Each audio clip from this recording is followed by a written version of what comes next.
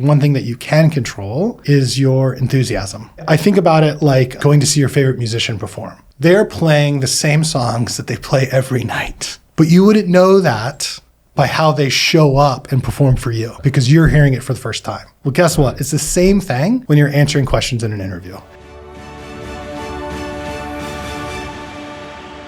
Frank Harris, welcome to the JobQuest Podcast. Thank you. Glad to be here. All right, so the JobQuest Podcast, this is a show where we treat the job search as a hero's journey. So the job seeker is the hero of the story. They're on a quest of their lifetime. They got to fight dragons, and then hopefully in the end, they're going to get the job or career of their dreams. JobQuest is an AI-powered resume tool, but we also understand that the job search is about more than just resumes, which is why we're talking to people who've got insights to share. So career coaches, recruiters, hiring managers, job seekers. And I understand you've worn several of those hats, maybe I have most of them. I think actually, yeah. Maybe most of them, yeah. So why don't we kick off with that? And you're not only maybe somebody who can help the job seeker in their heroic journey, but you've also been on your own career quest yourself. So tell me about your own journey. Absolutely, yeah. So I mean, my career hasn't exactly been a straight line. I do this presentation whenever I join a team, and it's like a line that starts, and then it's like a whole bunch of lines, squiggly lines, and lines together, and that's how I actually think about my career. I think when you're early or young in your career, you want to like map everything out. Yeah, I did that. It's nothing what I thought it was going to be, and I have zero regrets. So I began my career actually as a self-taught engineer. So when I was young, my parents did not buy me a gaming system. I had no Nintendo. I was terrible at Super Mario Brothers when I went over to a friend's house. Good for them. Yeah, well, sure, yeah. No, you didn't think so at the time. No. I did, but I do wish I was a little bit better at games. I'm working on it now with my kids. But they bought me a computer. And I started taking it apart, and I'd put it back together. And sometimes it would work when I put it back together. So other times it didn't, and it taught me to like try different things and explore. And then when the internet came out, I did the same thing. I started clicking around, looking at different websites, looking at the source code, trying to duplicate it. Sometimes it worked, sometimes it didn't. And that's how I started. And so I began my career as an engineer. It was my first job out of college. And then I moved to New York about 18 years ago, and I joined Google as a designer. And in between, I had started switching from just implementing in my 20-year-old nothing engineering brain. I thought of engineers as doing someone else's vision. Which is not right, but that's how I kind of approached it. And I wanted to help create the vision. And I saw design as the way to do that. So then I started exploring design. I got a job at Google, which was amazing. I was there for about 5 years. And then I joined Etsy as a product manager. And so I've been an engineer, a designer, and a product manager. Funny story about Etsy is when it was probably about 100 people at the time when I started talking to them.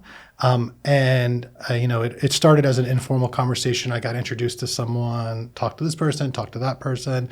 Before I know it, I had an offer. But the recruiter said, we'd like to offer you an offer to be a PM at Etsy. And I didn't know I was interviewing for a PM role. I thought I was interviewing for a designer role.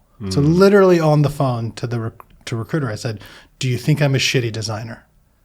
Really? I don't recommend it, but it's like, again, like young, dumb. He was like, no. He's like, at Etsy, we're going to win if we have a really great experience, right? Because we're a marketplace. Our tech is relatively simple. We're going to win if we have great experience. And so we want our PMs to have a background in design. And I was like, oh, it's like kind of interesting. And I was like, sure. And so I did two things. I accepted, and then I emailed all the PMs I ever worked with in my career, and I was like, I need to get on the right side of karma now, because now I'm going to be a PM, and I feel bad for how I treated you at times. But yeah, so I was a product manager at Etsy. That's where I started managing people and building teams. And since then, a little more than a decade, had my own startup, led teams, design teams, PM teams, engineering teams, public companies, private companies. But my journey up to this point has really been mostly in product, working closely with those two roles that I did early in my career, engineering and design. Yeah, well, that's a pretty organic path considering the way the world has gone, I think, over the past couple of decades. 100%. Product has really exploded, digital products. Yeah, and and this was not wasn't planned. Yeah. It sounds cliche, but I just really love solving problems and working with others. And I think as a PM, you get to do that. Also, to be fair, I wasn't the best engineer. I wasn't the best designer. Which actually means you could be a pretty good PM, as it turns out. Right, because you kind of need that. It helps. Breadth of background. It helps. When I hire PMs, I look for PMs that have 1 to 2 hard execution skills, because I think of product management as a leadership discipline, and the best leaders flex to the needs of their team. So the deeper, harder skills you have, just is more of an opportunity to flex to what your team needs. It's a very much experience-driven role. Right.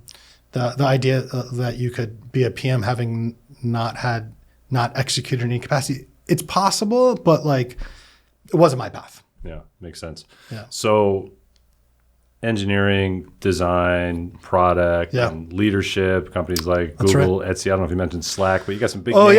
Fair enough. Yeah. So I joined Google when I moved to New York as a designer. I was at Etsy. I was at Betterment. I was at Casper pre-IPO. I worked at Envision. I most recently worked at Slack. So yeah, a good mix of, I would say. Nice resume, man. Oh, thank you. I've been very lucky. It's a good mix of public companies and scale-ups. So it's been fun. Yeah. So how did you, through all that path, how did you come now to this mentorship or coaching? Yeah. So I opened my own independent coaching practice about 7 to 8 months ago. And, looking at my career, every 5 years or so, I kind of mix it up. I was an engineer for about 5 years. I was a designer for about 5 years. I was product manager, and then I started managing other people and then leaders. So every 5 years, though, I'm mixing up. And for the last several years, I felt like I was overdue to kind of mix it up. Okay. And I was craving. I have an addictive personality. Whenever I discover a new hobby or a passion, I go deep. I go really deep. And I love that beginner's mind. Yeah. And I love also feeling growth, right? And when you're early on, it's easy to feel growth because you know nothing and then you know more than nothing and so on and so forth. So you really feel it. Yeah. And so I feel like I was overdue to kind of shake things up. So I left Slack about a year ago. I took the summer to kind of go on my own vision quest, if you will. And I thought a lot about what is it that I really, really enjoy doing? And a lot of people will say that, again, cliche, but when you really think about what are the things that give you energy, not take things away, but give you energy. I started to think a lot about that. And I emerged from that vision quest, 2 things that really felt gave me energy. One is working directly one-on-one with people that want to grow. And the other is writing more code, which is where I began my career.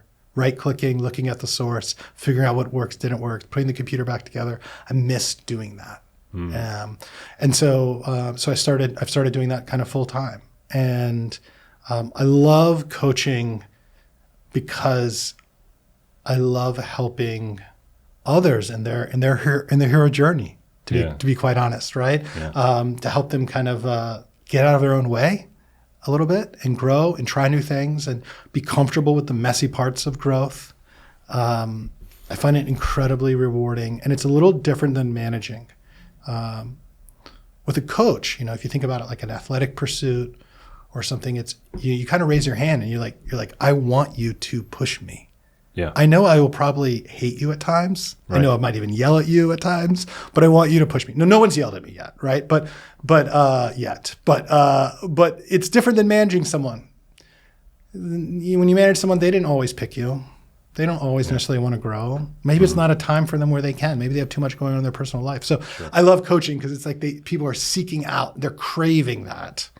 And so that's what I started doing. So how did you come to coaching as opposed to like, I don't know, you could have been a consultant. I could have been a consultant. With your background, sure. Lots of people might have been interested in that. Like, what was it, the one-on-one piece of coaching? Was it the more self-directed where you're just working and you can build the tools and kind of do what you want?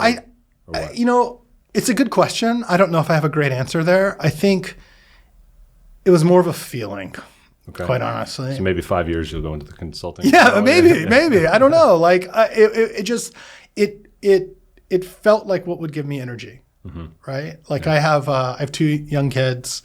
I've had a pretty big career, and so like at this point, like I'm not focused on like climbing a career ladder. It's like what gives me energy? That's what I want to do, right? And I try not to think, is this what I want to do forever or not? Maybe it is. I don't know. But it's definitely what I want to do right now. So I thought about like, how do I get started in coaching? To your point, I've had a coach in my career. So I like reached out to former coaches, talked to them. They introduced me to other people. I talked to them. Yeah.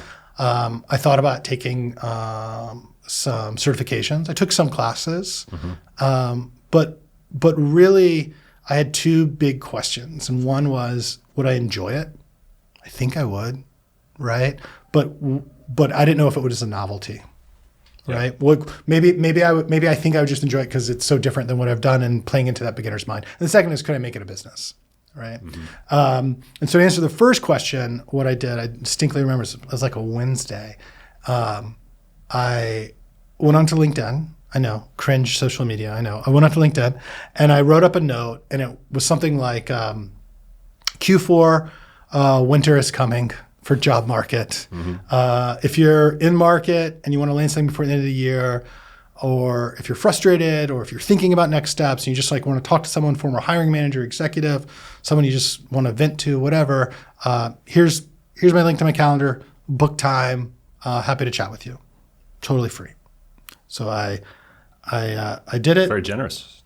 But it was also, yes, sure. But it was also like valuable to me because like, for me to understand if I would want to do this, I need to start doing it. I need to get out of my head, not abstract, not thinking, not business plans, like do the work, talk to people, right? Talk to people you don't know. How does that feel, right? Yeah. I don't know. Let's see it, right? And so I typed that up. I hit send. I closed my laptop. I did something else. Next morning I woke up and my calendar was completely wrecked. I had 50 meetings booked over the next several weeks. And 80% of the people I'd never met in my life before, don't know how they found me, all over the world, India, Berlin, Spain, Portugal, Indianapolis. It was like random. And I was like, oh, okay, we're doing this. Yeah, there's a market here. There's a market here. Or, and I think it's like, I think it really tells you how bad the job market was, quite honestly. Where it's like, I mean, I was thinking about this, like, would I do that? I don't like. I don't. Meeting with some random person. Yeah. Like, I don't think I would do that. I think I had like 2 no-shows. Only 2. And one of them like had emergency dental surgery or something like that. I was like, okay, like I'll give you a pass on that, right? So it's really only one. Only one, yeah. And like I think we ended up rescheduling it, but like it was. So what do people have to say? What kinds of problems did they come to? There's a lot of similarities. Yeah. I think about getting a job as there's 2 distinct funnels. One funnel is getting that initial callback, and the other funnel is getting an offer. And I think about the tasks. I think about like a product. I think the tasks on those funnels are different, right? And a lot of people were stuck with getting the callback. Right? Because in this market, every job you apply to probably has 6-8 times the resumes it got before. And there's less recruiters at companies than there's ever been before. So that means every recruiter is overworked, getting more resumes, probably spends less time per role on evaluating candidates. Right. It's very tough to break through. Yeah. And so that's where most of the conversations were. There was some other stuff. I'm like, I thought I had a good conversation, but I didn't land an offer. What happened? People are usually very critical of themselves. Yeah. Yeah. They try to guess what went wrong. And in this market, a lot is like, you didn't do anything wrong. It's like company was looking for one person. They're just looking for one person, right? And you were one of 3 that they really liked, right? So a lot of it also was like taking a step back and reminding people not to be quite so hard on themselves. Yeah. But you have to remember in this process, because it can be very demoralizing. There's so much competition, and good competition. I mean, there's a lot of talented people out there. They're looking for jobs just like you are, and the hit rate is very low. It's very low. It's very low. You don't get a lot of positive feedback. No, you don't get any feedback actually, or none at all. Right? Yeah. And when you do get feedback, like some of it is like BS feedback. They feel bad they don't give you any feedback, so they give you feedback because that's actually the feedback. So then you shouldn't action on it.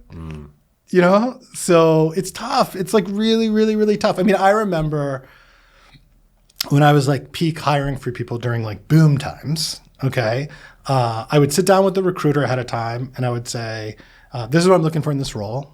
Right? Because they don't know the role. I mean, they're supporting like, half a dozen different people in the company, right? Yeah. And this is what I'm looking for in this role. Here, profiles that look like this, profiles that don't look like that. I'd give them some different kind of lookalikes to match against. Right. And so they would go through the first set of resumes that would come in, and then they would give me a curated batch, right? But the curated batch would be like 30 resumes.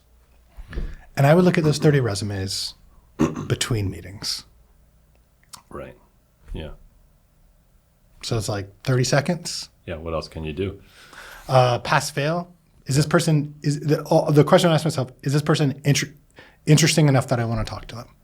Yeah. Not can they do the job? Like, is this interesting enough? Right. And so I also try to remind people of that. It's like, how do you show that you're interesting? What's unique about you? What's unique about what you've done? In boom times, where it was an employer market, recruiters might like try to connect the dots and try to see how every individual candidate could fit into a role. They're not doing that now.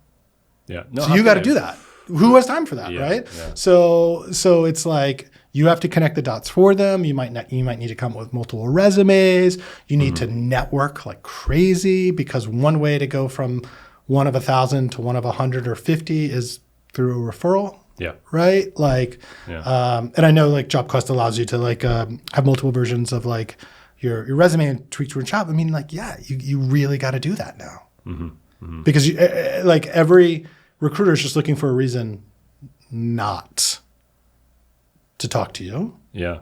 Not because they're mean, but because they just have so many. They're trying to get to a manageable stack. Manageable stack. I did a LinkedIn Premium. Well, it was the free one. Yeah, sure. We'll give it now it's days free. Or whatever. Now it's free. Yeah, for now. Yeah, until they re-up. And when you do that, it shows you how many resumes have been, or how many applications have been sent in for each a given job role. that you're. And that's only through that funnel, to be clear. Right. Right? Yeah. No, for sure. So it's the lower bound. It's more than that. Yeah. Because without premium, you just see there's more than 100 applications. But you could actually see the number with premium. And I was looking at a job, and there were over 1,500 applications for it. It's insane. Nobody can look at all of those. No. Nobody is going to look at all those. So like you said, they're just trying to narrow those things. Trying to narrow down. And I was one of the folks I've talked to said that, they only look at jobs that have been posted in the last 6 hours now.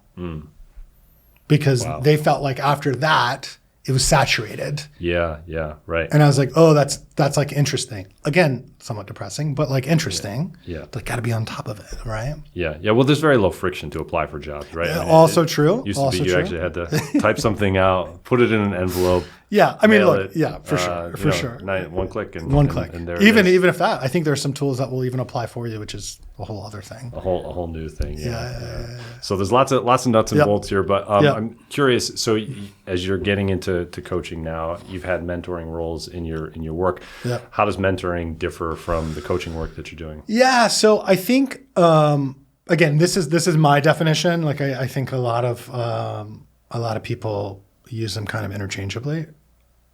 I think about mentoring and advising as I'm sharing with you things that I've learned in my career, or maybe I've worked on a project just like this, and I'm telling you like this should be our pricing strategy, or like this is how you have to work with the sales team, or something like that. So I'm kind of like, here are my battle scars.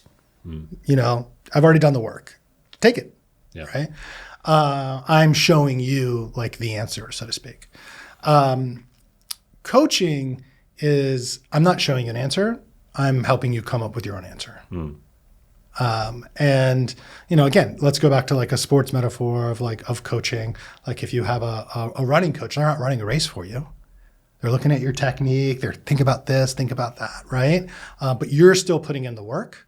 They're there to like support you in that process. And to understand what your goals are. Understand what your goals are, right? And how maybe you should train to reach those goals, right? Advising is different. I can do both. I enjoy doing both. A few things that I found is that most people, by the time I talk with them, they'll start off and they'll say something like, I don't know what to do. And I'll be like, okay, well, like, tell me where your head's at. Like, you know, what does that even mean, right? And they'll start talking about something, and it'll become clear. Most, not always, they know what they want to do. They don't know how to do that. Yeah. They don't need a mentor. They need to somehow give themselves permission, or try to understand what is blocking them from feeling confident about taking that step. But they know what they want to do. Yeah. Right. So it's different. I do both. I like doing both. Look, if I can like save you some pain of what I've learned in my career, like I love to do that. You mentioned you got into coaching because you like the one-on-one relationships, That's and right. you also like building things. Totally.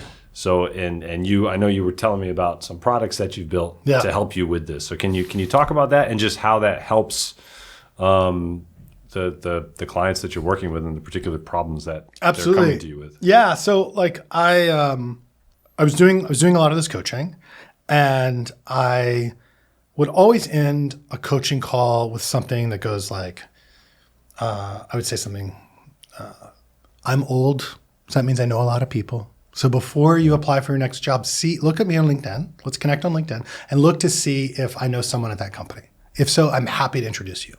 I can't vouch for you because I've never worked with you, but like I'm happy to like promote you, raise your visibility to someone at the company, and maybe that gives you a little bit of edge to go from applicant 900 to applicant 120, right?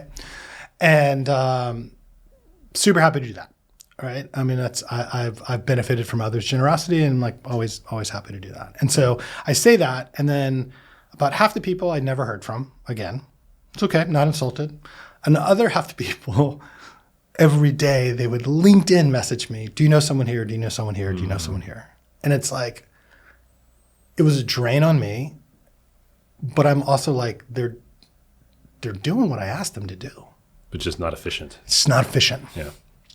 So what I did was I built a product that does a couple different things, but it's called JobQuest, and I'll give you the link, and maybe you can share it around. But it aggregates from 500 companies in tech every morning. It pulls in the jobs from their career pages. So they're like real jobs that are being hired. They're not paid listings. They're real jobs that are being hired. Okay. And it pulls that in.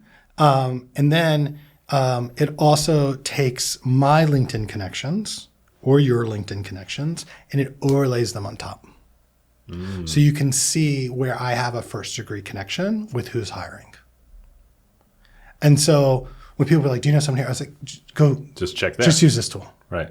If the answer is I yes, I will do it. Like you don't have to ask permission. Just send me an email and I will take care of it. And so that helped me help more people. Yeah. And just made their process more efficient. And so I built that. Nice. And then that led to the next challenge that I had was now people started reaching out saying, hey, can you introduce me to this person or that person? Again, I want to. And I'd be like, well, can you just like send me a note that I can easily forward on? Like you need to make this as easy as possible for me. Yeah, this reminds me of I used to be a college professor, and I have to write recommendation letters for students, and I would just ask them, "You got to give me a blurb. Tell me what you've I might done, add something on top, but like I know you in this limited capacity. That's right. I taught you in one class, but tell me what you've done. And I don't know how your students are, yeah, but the people are terrible at talking about themselves. Yeah, for sure. Right. And by that I mean they write too much. They write too much. Yeah. You got to give them little templates, like this is the information I need to know, right? So that's kind of what your tool does. So then I built a tool. I wish I had that. Yeah. So I built a tool where they upload their resume, and I always give people the guidance that when you write your resume, you need to write about why the work you did was important to the company and the impact of that work, not just the activities. Right? Like, why did it matter that it was done? And why did it matter that you did that work? Okay. So you write a resume, you have that content in there. So you upload that to me, and then you give me a link to the job you want to post to. And then what my program does is it looks at that job description, it takes out what the most important qualifications are, and then looks at your resume, and it looks for opportunities where there's synergy. And then it writes a little quick email with some bullets, a couple sentences on either side, like, short and sweet. They can copy that and put it in an email to me, and then I hit forward and write a little bit on top. Wow. And so I was like, okay, you don't know who I know? Here's this tool. You can't write about yourself? Here's this tool. Like, just make it as easy as possible. So I've started building some software that helps me with my process so I can help more people. Oh, super cool. Yeah. And what's the feedback been? Do people like using these tools? Yeah, no, they are. I mean, like my goal wasn't for thousands of people, right? Yeah. But yeah, no, it feels good. Look, it feels good to help, and yeah, they've been using it, and they seem to value it. So what would you say are the big challenges that job seekers are facing right now? Well, it's an employer's market, right? And in an employer-driven market, employers have a luxury of talent to pick from. And every hire, even in boom times, every hire is a risk, right? Because, like, think about it. Maybe you spend 7 hours interviewing a candidate before you give them an offer. Well, guess what? They work 8 hours on their first day. Yeah. Right? And so every hire is a risk. And one way you might mitigate risk is you look for people that have done the work before. Not could. Yeah. Have they done it before? And so that makes it difficult for people that want to change roles in their career or change industries in their career, or a lot of people that have like less than 3 years of experience, or even 5 in some ways, can be squeezed out in this market because they're competing with people that have more experience. That's another way to mitigate risk, right? So and that's not a thing you can control. It's just something to kind of be aware of. So what I do coach people on is one thing that you can control is your enthusiasm. And I wrote a piece about this a month or so ago, but I think about it like going to see your favorite musician perform. And like they're playing the same songs that they play every night. Right. But you wouldn't know that by how they show up and perform for you. Yeah. Because you're hearing it for the first time. Well, guess what? It's the same thing when you're answering questions in an interview. Right. You're answering the same question that everyone. Tell me about a time in which you ran into challenges with launching this, or tell me about a time where you didn't have enough resources, or sure, right? But you have to show up. You have to have energy. You have to give an answer that is that feels authentic. And when someone asks like why you want to work here, like you need to give an answer that's unique to that company. not just an answer that could be for any place. So I like that. And it's so hard because you're doing like so many interviews back to back. But as a hiring manager, it matters so much because it breaks the tie. Mm.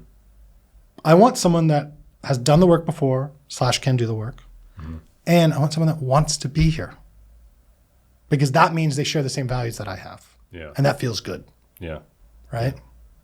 So that helps the people who are getting these interviews. What about the folks who are just having a hard time just breaking through? Getting a lot of yeah. I mean, it's tough. So I think like intros are great, right? And like figuring out a way to leverage your network, my tool or someone else's tool, I think is really important now. Like we have bad memories as humans, right? And it's like you remember who you worked with in your last job, but 3 jobs ago, you don't remember who you worked with all the time. Mm-hmm. And you sure as hell don't remember where they are now. Yeah. So chances are you have people that you're not yet tapping in your network. Yeah. So that's really important.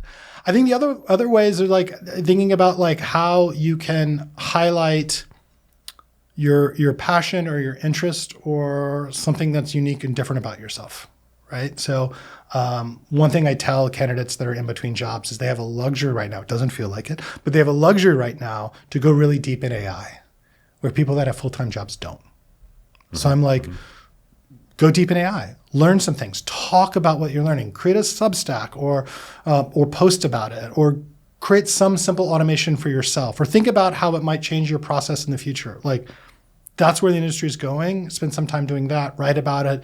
You'll learn things about yourself. You'll learn things about this tool, and you'll have something else to talk about with candidates, and who knows, with employers, and who knows, maybe it helps raise your visibility. So you should do that. Also, just think about other ways of creative ways you can tell your story. I remember early in my career, I read about, this was probably like 20 years ago, but I read about someone that wanted to work for an agency in New York. So what this person did was they bought Google AdWords, like in search results, for executives at that ad agency. Because one thing that everyone does is they search for themselves on Google. And so when those executives search for themselves, they would see an ad, you should hire me, here's why. And he had dedicated landing pages. It was brilliant, right? God. Last week, I don't know if you saw this, last week, a woman created a video because she wanted to be Shopify's first marketing intern. So she created this very video about her work and how she builds connection, community, and storytelling. The whole video was storytelling. It was amazing. Mm-hmm. And tagged Shopify, hey, Shopify, do you have room for one more? Less than 24 hours, she had a job. Incredible. Right? Like thinking about ways that you can get noticed that also align with your passion, right? Because for every story where someone like that, someone might have tried 3 things, they didn't get noticed, but they learned something along the way, right? Yeah, yeah. And I love those stories too, because it's I think maybe people can get trapped in just thinking about one platform, or I just have to be on LinkedIn, or there's lots of different tools. Totally. Yeah. No, you have to, it's again, I think about it like building products, right? Like how do you hedge your bet on a strategy? You try multiple tactics. Same thing here, right? It's not just one. You should tweak your resume, but if that's all you're doing, no. Right? You should apply for jobs, but if you're spending 8 hours a day applying for jobs, I don't know if that's the best use of your time. I'm pretty sure it's not, right? So it's like, what are all the tactics to go past that first hurdle of getting noticed? Yeah. As we get ready to wrap it up here, I always like to ask guests about a number one tip. So do you have a number one top tip for job seekers right now? I think, it goes a little bit back to like kind of owning your story. But I think that there's so many different ways to craft that. Look, I'm an AI optimist, okay, and I think that you can write your story and you can ask AI for feedback to help strengthen it or look where you have gaps. You can record yourself. You can have someone dictate it. You can have AI dictate it back to you. You can hear how it listens. Like spending time there, like it has such a lasting impression. Because while you're doing a lot of these interviews back to back as well, the hiring manager is doing the same thing. Yeah. Right? And so to plant a seed and to like have that something unique kind of shine through both on getting discovered as well in conversation, I think is so important. So really, really focus on your story and really focus on your story, what it is, where you've been, where it is, and how that is going to get you where you want to go. Yeah, and I also think you end up learning things about what's important to you. Mm-hmm. right? So it's a little, I guess it's a little vision questy, but yeah. Well, I think it comes back to this JobQuest metaphor and this hero's journey. And if you think about yourself as this hero on this journey, then you automatically have to start thinking about yourself in terms of a story and where you are. 100%. And I would say as PMs, one of the most important skills for PMs to have, which is usually underdeveloped, is storytelling. Designers constantly are doing storytelling. Maybe engineering, maybe a little less so, but it is such an effective way to communicate and rally and inspire people that it's a great way to also invest in yourself in that journey. Yeah. Fantastic.